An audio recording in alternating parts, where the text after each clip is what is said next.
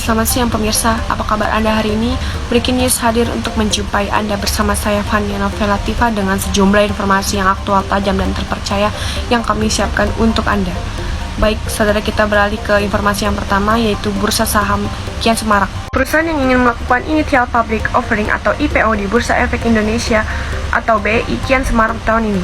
BEI mencatat per 19 Juli 2022 setidaknya terdapat 37 perusahaan yang masuk ke dalam pipeline IPO. Hal ini menjadikan BEI sebagai bursa yang paling aktif di ASEAN. Direktur Penilaian Perusahaan BEI IGD Nyoman Yatna menyatakan pihaknya bersyukur atas pencapaian tersebut.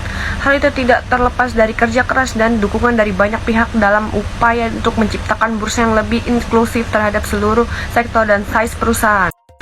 Beliau juga menyampaikan terima kasih kepada para owner dan manajemen perusahaan yang telah mempercayakan pasar modal Indonesia sebagai rumah pertumbuhan perusahaan atau House of the Grow. Tercatat pencapaian IPO di BEI pada tahun 2020 ada 51 perusahaan dan di tahun 2021 ada 54 perusahaan.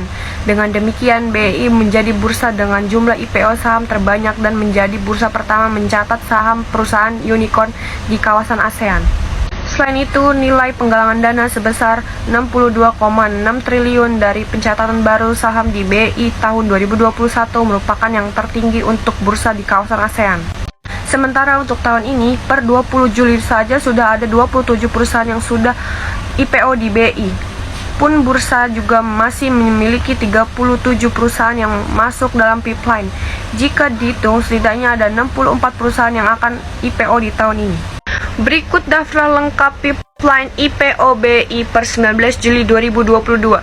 2 perusahaan dari sektor basic materials, 2 perusahaan dari sektor industrials, 5 perusahaan dari sektor transportation and logistics, 9 perusahaan dari sektor consumer non-cyclicals, 8 perusahaan dari sektor consumer cyclicals, 3 perusahaan dari sektor teknologi, 2 perusahaan dari sektor healthcare, 2 perusahaan dari sektor energi, 1 perusahaan dari sektor properties and real estate, 3 perusahaan dari sektor infrastruktur.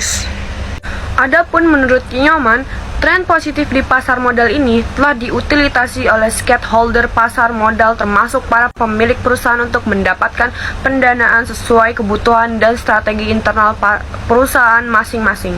Berdasarkan data BEI, beberapa indikator pasar modal Indonesia seperti minat perusahaan yang akan melakukan penggalangan dana dan indeks harga saham gabungan atau IHSG menunjukkan pertumbuhan positif. Sampai dengan tanggal 19 Juli 2022, besaran nilai himpunan data IPO saham telah mencapai 19,2 triliun. Selain itu, jumlah investor di pasar modal Indonesia pun saat ini juga mengalami tren yang meningkat. Bursa senantiasa bersikap adaptif mengikuti perkembangan bursa global dan juga kebutuhan berbagai perusahaan di Indonesia. Sekian informasi yang dapat kami sampaikan. Saya Fania Novela Latifah, mohon undur diri. Selamat siang dan sampai jumpa.